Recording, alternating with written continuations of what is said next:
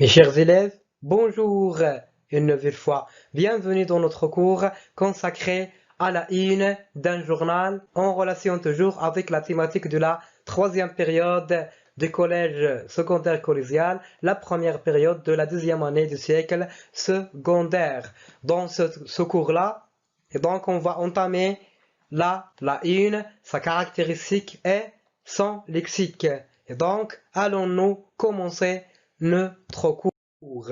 Avant de commencer la structure, et donc il faut définir, il faut savoir c'est quoi la une d'un journal. La une, c'est la première page d'un journal, c'est sa carte d'identité. Il a pour but d'attirer la curiosité du lecteur et de l'encourager à acheter ce journal. Elle présente l'information du jour de manière visible et annonce les articles à l'intérieur du journal. Le plus souvent, elle a une visée informative, informe et incitative, cherche à susciter la curiosité de lecteur. C'est-à-dire la une, c'est la première page d'un journal. Et donc, c'est une page qui a une très grande importance par rapport aux autres phrases, aux autres pages, parce que c'est la façade de ce journal, c'est sa carte d'identité dans cette page-là, et donc on essaye d'informer, c'est-à-dire de donner des informations, aussi on essaye d'inciter le public, c'est-à-dire d'attirer le public, de susciter sa curiosité et de le pousser à chercher l'information, à acheter notre journal. On dit que là, une visée ou bien une vocation informative et incitative. Et donc toujours dans cette page-là, on cherche à attirer le public, on cherche à présenter le journal, on cherche à présenter la thématique, c'est-à-dire à résumer les sujets, les objets, les rubriques et la thématique de nos articles. C'est le cœur de notre journal. Et comme vous savez tous, puisque c'est un élément très important, donc effectivement, il a une structure à respecter. Comme vous savez tous, la une d'un journal se compose par le premier élément. Et donc, regardez en haut de la page, on trouve un élément qui s'appelle le bandeau. Et donc, c'est un petit élément, c'est le premier élément, c'est pour faire de la publicité ou bien pour attirer l'attention du lecteur sur une information très spéciale. À côté du bandeau, c'est-à-dire à droite du bandeau, et donc on trouve un petit élément qui s'appelle l'oreille ou bien l'oreille. Oreille. Et donc c'est une petite colonne, c'est un petit élément qui se trouve toujours au coin, à côté du bandeau, qui peut changer de place entre la droite et la gauche. Et donc c'est un élément avec une seule information très attirante, par exemple un nombre, un taux de pourcentage, ou bien on peut l'utiliser pour mettre un logo de notre journal, c'est-à-dire une petite représentation ou bien une petite image qui va être utilisée toujours avec notre journal. Et la plupart du temps, puisqu'on parle d'un journal scolaire, on va mettre soit la photo de notre équipe de rédaction ou bien de notre établissement. On passe pour le troisième élément et donc c'est la manchette. C'est la troisième colonne qui se trouve en bas du bandeau et donc c'est une colonne qui vise à informer. C'est la carte d'identité de ce journal qui va préciser ces informations personnelles comme on va voir après un petit instant. Après la manchette toujours à gauche, et donc on trouve l'éditorial. C'est un élément très crucial, très important, qui est spécial pour le journal. C'est un élément qui se trouve seulement une seule fois, ou bien sur la une d'un journal. À côté de l'éditorial, c'est-à-dire à droite de l'éditorial, on trouve le ventre. Et donc c'est un article qui va prendre beaucoup de place. C'est un article qui va présenter l'information la plus attirante, la plus importante du jour. Et toujours c'est avec une très grande illustration. C'est l'information du premier degré ou bien du premier rang. C'est pourquoi il a pris beaucoup de place.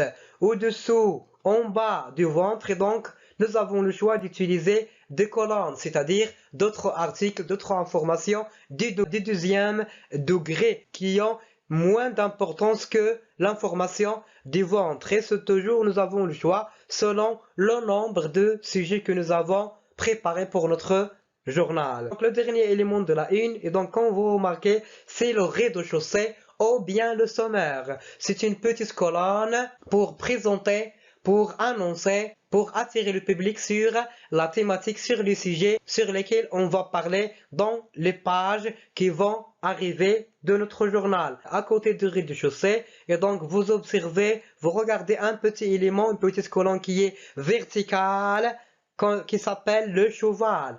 Le cheval. Pourquoi le cheval? Parce qu'il peut changer de place. Elle peut être au milieu, en haut ou bien en bas, comme à droite ou bien à gauche de la une. Et donc c'est un article avec peu d'informations, avec moins d'informations. Pour concrétiser de plus, pour détailler de plus et pour rendre la tâche de comprendre plus facile, on va travailler sur un exemple que j'ai élaboré personnellement pour essayer de vous aider à comprendre de quoi s'agit-il. Et donc, comme vous remarquez, la première colonne sur le bandeau, regardez bien, et donc j'ai fait une petite publicité de notre établissement. Et c'est le bandeau. Pour L'Oréal, et donc j'ai utilisé une petite photo de notre établissement comme un logo utilisé pour notre journal qui va prendre la place de L'Oréal. Comme ça, on arrive, troisième élément, et donc c'est la manchette. Et comme vous remarquez, et donc il contient beaucoup d'informations, à savoir le nom du journal, c'est-à-dire comment s'appelle notre journal. Et regardez, c'est l'information la plus simple à relever, à identifier, avec une autre couleur, d'une manière gras en majuscule pour qu'il soit facile à reconnaître. Aussi, nous avons précisé le genre de notre journal, le numéro d'édition, c'est-à-dire combien de fois nous avons publié notre journal, la date de publication ou bien la date de parution, c'est-à-dire quand nous avons publié notre journal. J'ai mis un prix de vente, c'est-à-dire combien il faut payer pour acheter, pour avoir notre journal. Aussi, j'ai utilisé un email, c'est-à-dire une petite adresse électronique pour communiquer avec l'équipe de rédaction, avec les journalistes de journal, pour poser vos questions, pour vous proposer et pour chercher des explications à nos informations. Aussi, le dernier élément, il faut mettre son adresse de siège, c'est-à-dire où se trouve notre établissement. Et ce sont les éléments qu'il faut respecter pour rédiger votre ou bien vos journaux personnel. Comme ça, on arrive pour l'éditorial. Et nous avons dit que c'est l'élément le plus important. C'est l'article où il n'y a pas de titre. On utilise toujours le nom éditorial. Toujours, c'est un article où nous avons commencé avec un petit blanc, un petit espace qui s'appelle alinéa. Et la première lettre qui s'appelle la lettrine en gras et majuscule.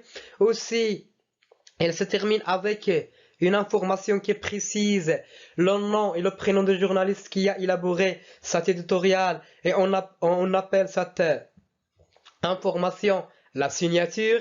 C'est un élément, c'est un article pour présenter la thématique, le sujet des articles, pour présenter l'équipe de rédaction, c'est-à-dire le journaliste, et pour présenter l'équipe, l'établissement qui a produit ce journal. Aussi, à la fin, il faut mettre en valeur, il faut attirer le public d'acheter ce journal et à la fin, inviter le public à découvrir votre journal. Et donc, c'est un élément qui est écrit par le chef de rédaction, par le journaliste le plus expérimenté qui a la fonction d'un rédacteur en chef. Et donc, le rédacteur en chef, c'est le journaliste le plus expérimenté de l'équipe de rédaction. C'est le seul qui a le pouvoir, qui a la responsabilité de rédiger un éditorial. Comme vous remarquez dans le rez-de-chaussée, et donc seulement c'est le sommaire, on présente la thématique ou bien les sujets des éléments qu'on va trouver sur les autres pages.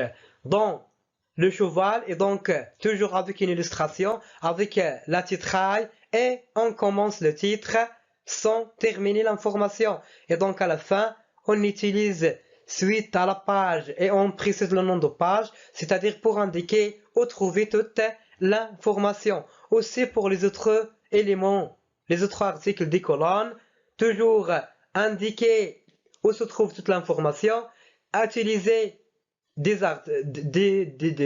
titres, montrez la rubrique, c'est-à-dire le sujet auquel il appartient le sujet, et vous pouvez utiliser, ajouter une petite illustration. Pour le ventre, pour l'élément le plus important, et donc toujours on montre, on précise la rubrique, c'est-à-dire la thématique. Aussi, on utilise une titraille. Une titraille qui se compose de 3 titres. Le plus grand, le plus attirant, le plus gras, le plus majuscule, c'est le titre ou bien le gros titre.